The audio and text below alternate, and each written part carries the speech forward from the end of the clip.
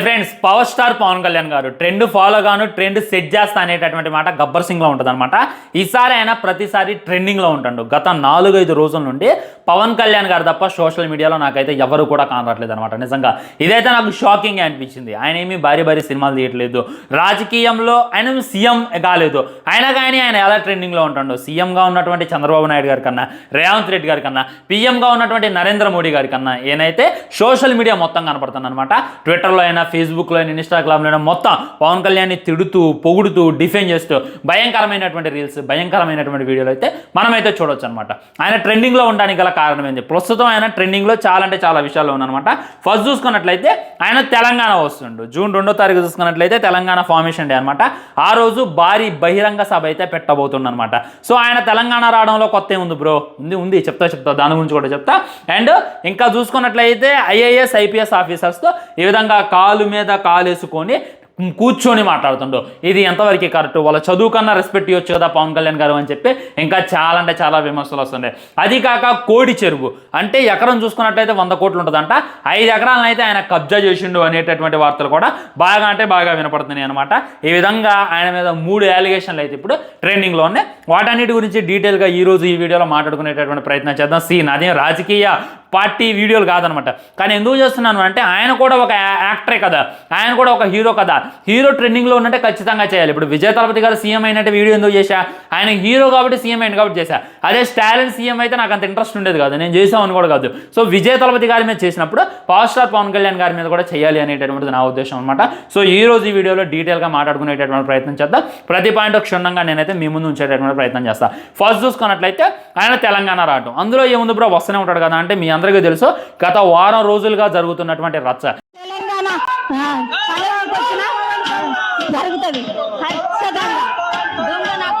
తెలంగాణ ఉద్యమకారులైనా, తెలంగాణ జర్నలిస్టులైనా ఆయన్ని తిట్టారు.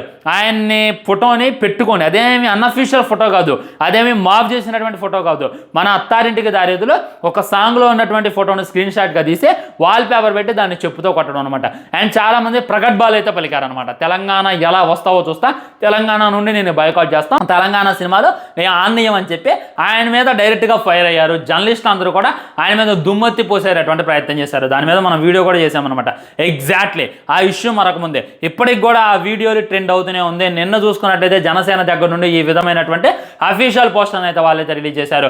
జూన్ 2వ తారీఖు చూసుకున్నట్లయితే మన పవర్ స్టార్ పవన్ కళ్యాణ్ గారు తెలంగాణలో అడుగు పెడతాడు, దమ్ముంటే ఆపండ్రా అనేటటువంటిది ఫ్యాన్స్ అయితే తెలియజేస్తున్నారు. సో కోతలు కొయ్యటం కాదు అన్నారు కదా, లైక్ ఆయన్ని రానియ్యం, ఆయన్ని ఆపేస్తాం, ఆయన్ని ముట్టడి చేస్తాం, ఆయన బాయ్కాట్ చేస్తాం. ఆయన ఇప్పుడు కొన్ని సామెతలు ఉంటాయి, నేనేం మళ్ళీ ఆయనకు సపోర్ట్ చేసిన అని చెప్పి తెలంగాణలో ఉన్నటువంటి నా ఫ్రెండ్స్ నా మీద ఫైర్ అవుతారు అనమాట. అయ్యి వెనకున్నప్పుడు ఎవరైనా మాట్లాడుతారు, ముందుండి అన్ని కోతలు కోసారు కదా, అన్ని ప్రగడ్బాలు పలికారు కదా, అన్ని ఇచ్చేశారు కదా ఆయన లేనప్పుడు, ఆయన చూడనప్పుడు. సో ఆయన చూసుకున్నట్లయితే తెలంగాణ వచ్చింది అని చెప్పి ఒక ఫార్మేషన్ డే లాగా భయంకరమైనటువంటి బహిరంగ సభ అయితే పెట్టబోతుండో, దమ్ముంటే ఆపండి. అర్థమైందా? దమ్ముంటే ఆపేటటువంటి ప్రయత్నం చేయండి. మీకు చేతనైతే జర్నలిస్టులు అయ్యండి, ఒక రూములో కెమెరాలు పట్టుకొని ఆయన ఫోటోని చెప్పుతో కొట్టుడు కాదు, అది గొప్పతనం అనిపించుకోదు. ఇప్పుడు ఆయన తెలంగాణలో అడుగు పెట్టబోతుంటూ తెలంగాణ వ్యతిరేక అన్నారు కదా, తెలంగాణ రాకూడదు అని చెప్పి ఆయన కూరుకున్నారు కదా, తెలంగాణ రాయడం వల్ల ఆయన 11 రోజులు అన్నం మానేసిండు అని చెప్పి ట్రోల్ చేశారు కదా. సో ఇప్పుడు ఆయన చూసుకున్నట్లయితే నిజాం నవాబు, 2 రాష్ట్రాల దేవుడు, ఆయన వస్తుండు. దమ్ముంటే ఆపేటటువంటి ప్రయత్నం చేయండి, టచ్ చేయండి. కోతలు కోసేది ఉంది భయ్య, ఎవడైనా కోతలు, నేను కూడా కోతలు అది ఇది అంట. కానీ డైరెక్ట్గా వెళ్ళి ఢీకొనాలంటే దమ్ముండాలన్నమాట. సో ఇంత ప్రెస్ మీట్ పెట్టి వాగినటువంటి లీడర్స్ అయినా, ఆయన చెప్పుతో కొట్టిన వాళ్ళైనా, ఎవరైనా సరే ఆ మీటింగ్ని ఆపేటటువంటి ప్రయత్నం చేయండి. చేయగలరా? మీ వల్ల ఇద్దా? కానీ కాదనమాట, జరగనటువంటి పని అది. నేనైతే 100% చెప్తాను. కోతలు కొయ్యటం అంత ఈజీ కాదు, రాతలు రాయటం. కోత మీద దిగితే ఆ లోతు ఏంది అనేటటువంటి అర్థమైందని చెప్పి గుర్తుంచుకునేటటువంటి ప్రయత్నం చేయండి. 2వ తారీఖు ఆయన చెప్పి మరీ వస్తాడు.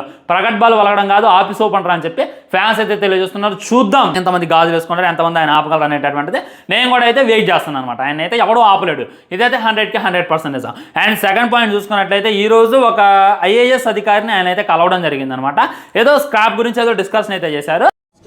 But I went to 1 or 2 in Coimbatore. It attracted world attraction. That village 100% 24 impress అయిపోయింది అనమాట. అంటే పవర్ స్టార్ పవన్ కళ్యాణ్ గారు నాతో పాటు సింగపూర్ వద్దు అన్నట్టు ఆయనతో ఏదో మాట్లాడారనమాట. సో ఆయన మాట్లాడినటువంటి సబ్జెక్ట్ ఏరు నిజంగా పవన్ కళ్యాణ్ గారిని ఇంప్రెస్ చేసేసిండు ఆ అధికారి చూసుకున్నట్లయితే. దెబ్బకి పవన్ కళ్యాణ్ గారు లేచి నించున్నారనమాట. ఆయన పొగిడారు కూడా. ఆయన మాట్లాడింది ఏంది, దాని వెనక జరిగినటువంటి టాపిక్ ఏంది, అసలు ఏం డిస్కషన్ చేశారు. పవర్ స్టార్ పవన్ కళ్యాణ్ గారు చూసుకున్నట్లయితే డిప్యూటీ సీఎం అక్కడ దాకా వెళ్ళి అన్నింటినీ పరీక్షించాల్సిన అవసరం లేదు. ఆయన పర్యవేక్షించారు. అవన్నీ మర్చిపోయి ఒక ఐఏఎస్ అధికారి ముందు ఈ విధంగా కాలు మీద కాలు వేసుకొని కూర్చోవడం సజవా అని చెప్పి అడుగుతున్నారు అనమాట. ఇప్పుడు ఆయన డిప్యూటీ సీఎం తోప, ఐఏఎస్ లైక్ కలెక్టర్ తోప అంటే డిప్యూటీ సీఎం, ఫస్ట్ సీఎం, ఆ తర్వాత డిప్యూటీ సీఎం, ఆ తర్వాత ఎమ్మెల్యే, ఆ తర్వాత ఎవరైనా అనేటటువంటి గుర్తుంచుకోండి. కష్టపడి చదివి పాస్ అయినా, ఇష్టపడి చదివి పాస్ అయినా. కానీ ఇప్పుడు పవన్ కళ్యాణ్ గారు కష్టపడలేదా మీరే చెప్పండి? 15 సంవత్సరాలుగా కష్టపడి నానా ఇదయ్యి నానా మాటలు పడి పార్టీని నిలబెట్టి పొత్తు పెట్టుకొని ఎమ్మెల్యేగా గెలిచిండు. ఇంకా చాలామంది ఎమ్మెల్యే అయినంత ఈజీ కాదు, ఆ ఎమ్మెల్యే అయినంత ఈజీ కాదని చెప్పి కామెంట్ చేస్తున్నారు. ఒకసారి ఎమ్మెల్యే చూపించండి, మీరు చూపించండి. ఎమ్మెల్యే వద్దు, మీ ఊర్లో సర్పంచే చూపించండి, పోనీ వార్డ్ మెంబరే చూపించండి. అంత ఈజీ కాదు కదా. ఆయన ఎమ్మెల్యేగా ఎదిగిండు, ఎదగడమే కాదు డిప్యూటీ సీఎం అయిండు. సో ఆయన అహంకారం చూపించట్లేదు, ఆయన మేనరిజం అనమాట. ఏదైనా ప్రీ రిలీజ్ ఈవెంట్లు జరిగేటప్పుడైనా హీరోలు అంతా కూడా కాలు మీద కాలు వేసుకొని కూర్చుంటారు అనేటటువంటిది బేసిక్. కాలు మీద కాలు వేసుకోవడం అనేటటువంటిది తప్పు కాదు. పుష్పలో ఎలా ఉంటుంది కదా, ఈ కాలు నాదే, ఈ కాలు కూడా నాదే, నా కాలు మీద నాకు కాలు వేసుకున్నా, ఆ ఏఎస్ అధికారి మీద వేసిందా ఏంది అనేటటువంటిది గుర్తుంచుకునేటటువంటి ప్రయత్నం చేయండి. మాటలు చెప్పడం ఈజీ భయ్యా. సో ఆయన అది వ్యక్తిత్వం కాదు, మేనరిజం అనమాట. ఆయన ఏమి ఇలా పొగరు చూపించలేదు, అరే ఊరి అని మాట్లాడలేదు, చాలా అంటే చాలా రెస్పెక్ట్ఫుల్గా సార్ అనేటటువంటి దాంతో మాట్లాడండు. సో ఆయన మాట్లాడినటువంటి సబ్జెక్ట్ మాట్లాడకుండా ఆయన కాలు మీద కాలు వేసుకుండు అని చెప్పి చాలామంది ట్రోల్ చేయడం అయితే ఇది కూడా నాకైతే కొద్దిగా బాధనే కలిగించింది అనమాట. దాని సబ్జెక్ట్ ఏందనేటటువంటిది చూడండి, ఆయన ఎలా పర్యవేక్షిస్తాను అనేటటువంటిది చూడండి. ఆయనకి సపోర్ట్ చేయనా పర్లే కానీ తిట్టడం ఎందుకు అనేటటువంటిది నాకున్నటువంటి బిగ్గెస్ట్ అలిగేషన్ అనమాట. సో దీనికి కూడా ఆన్సర్ చెప్పేటటువంటి ప్రయత్నం చేయండి. మీరు కింద తిట్టొచ్చు. నేను మన జర్నలిస్ట్ గురించి వీడియో చేసినప్పుడు నన్ను చాలామంది తిట్టారనమాట. తిట్టినా పర్లేదు, వాస్తవం మాట్లాడాలి. ఎవరైనా రైట్ చేస్తే రైట్ అని చెప్పాలి, రాంగ్ చేస్తే రాంగ్ అని చెప్పాలి అనేటటువంటిది నా ఉద్దేశం అనేటటువంటిది గట్టిగా గుర్తుంచుకునేటటువంటి ప్రయత్నం చేయండి. ఇది ఒకటే కాదు, కోడి చెరువుని మన పవన్ కళ్యాణ్ గారు కబ్జా చేశారు అని చెప్పి.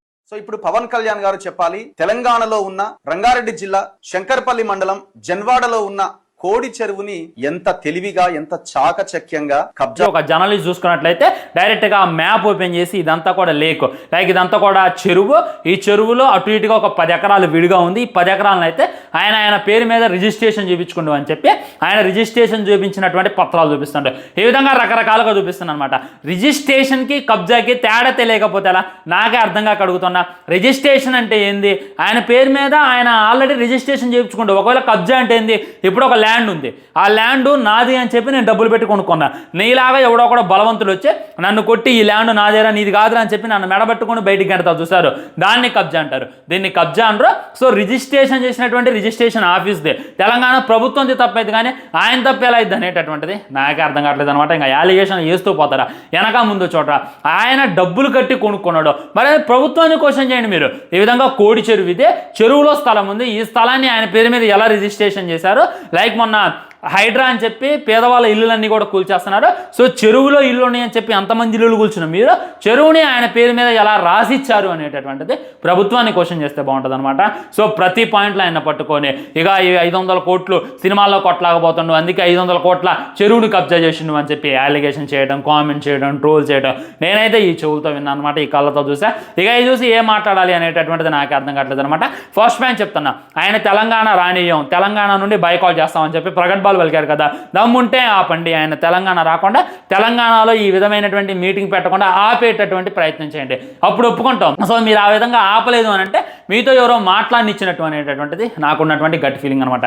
సెకండ్ థింగ్ ఏంటంటే ఆయన కోడి చెరువుని కబ్జా చేసిండు, కోడి చెరువుని కబ్జా చేసిండు అని చెప్పి ఒకటే ట్రైన్ చేస్తున్నారు కదా, అది ఆయన పేరు మీద ఆల్రెడీ రిజిస్ట్రేషన్ చేయించుకుంటారు. రిజిస్ట్రేషన్ చేయించుకున్న దాన్ని కబ్జా అనరు. పోనీ ఎవడైనా వచ్చి కంప్లైంట్ ఇచ్చిండా, ఈ విధంగా మా ల్యాండ్ ఇది, మా ల్యాండ్ని పవన్ కళ్యాణ్ గారు బలవంతంగా లాక్కుండు అని చెప్పి ఎవడైనా వచ్చి కంప్లైంట్ ఇచ్చిండా? ఏ లేదు కదా. వరాలంటప్పుడు ఆయన పేరు మీద ఆయన రాసుకున్నట్టు అది కబ్జాలు అయింది అనేటటువంటిది నాకైతే అసలుకే అర్థం కావట్లేదు అనమాట. ఈ విధంగా చెప్పుకుంటూ పోతే చాలా ఉన్నాయి. ఆయన ఐఎస్ఐ అధికారితో ఆ విధంగా ఆయనకే ఏం ప్రాబ్లం లేదు, ఈయనకేం ప్రాబ్లం లేదు, మధ్యలో చూస్తే మీకెందుకు ప్రాబ్లం అనేటటువంటిది నాకున్నటువంటి ఇంకా గట్టి ఫీలింగ్ అనమాట. ఈ విధంగా పవర్ స్టార్ పవన్ కళ్యాణ్ గారు చూసుకున్నట్లయితే కదా వారం రోజులుగా సోషల్ మీడియాలో ట్రెండింగ్గా ఉందన్నమాట. ఎవరు కూడా లేరు అంత ట్రెండింగ్గా, ఆయనైతే ఇప్పుడు ట్రెండింగ్గా ఉన్నాడు. ఆయన సినిమా అనౌన్స్ చేసిన, ఇంకేదైనా బాహుబలి అంటే బిగ్గెస్ట్ సినిమా చేసిన ఈ రేంజ్లో ట్రెండింగ్లో ఉండేవాడు కాదు. ఆ రేంజ్లో ట్రెండింగ్లో, తిట్టే వాళ్ళు తిడుతూనే ఉంటారు, పొగిడే వాళ్ళు పొగుడుతూనే ఉంటారు, అవేమీ పట్టించుకోకుండా మన పని మనం చేసుకుంటూ వెళ్ళిపోవాలి అనేటటువంటిది ఆయన నినాదం అని చెప్పి నాకైతే అర్థమైంది అనమాట. ప్రతిదానికి కూడా ఆయన క్లారిటీ ఇస్తూనే ఉన్నాడు. అంతెందుకు మన విజయ్ తలపతి చూసుకున్నట్లయితే ఓన్లీ కట్అవుట్స్ పెట్టే సీఎం అయిపోయిండు, నన్నైతే 15 సంవత్సరాలు నేల నాకించేశారు అని చెప్పి ఓపెన్గా చెప్పిండు.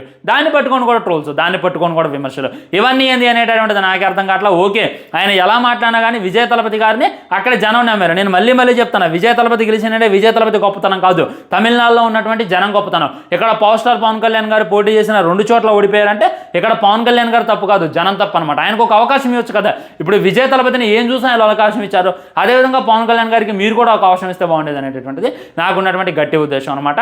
సో నేను ఎవరిని ట్రోల్ చేయాలని, ఎవరిని విమర్శించాలని కాదు, వీటన్నిటికీ సమాధానం చెప్పు అని చెప్పి నాకే చాలా మంది మెసేజ్ చేస్తున్నారు. అందుకే ఈ విధమైనటువంటి వీడియో అయితే చేయడం జరిగింది. సో దీని మీ కామెంట్ ఏంటి అనేటటువంటిది తెలియజేయండి. ఆల్రెడీ పెద్దికి సంబంధించినటువంటి వీడియో చేశా, సెకండ్ ట్రయల్ ఎప్పుడు, ఈవెంట్ ఎలా జరగవచ్చు, అండ్ మన శివరాజ్ కుమార్ గారిది మోడీ గారు ఏం చెప్పారు పెద్ది గురించి అని చెప్పి పిచ్చ క్లారిటీ ఇస్తూ వీడియో చేశా. కింద కనబడుతున్న లింక్ క్లిక్ చేయండి, ఆ వీడియో చూడండి, మీకు అందులో మస్తు క్లారిటీ వస్తుంది. బాయ్ బాయ్, నమస్కారం.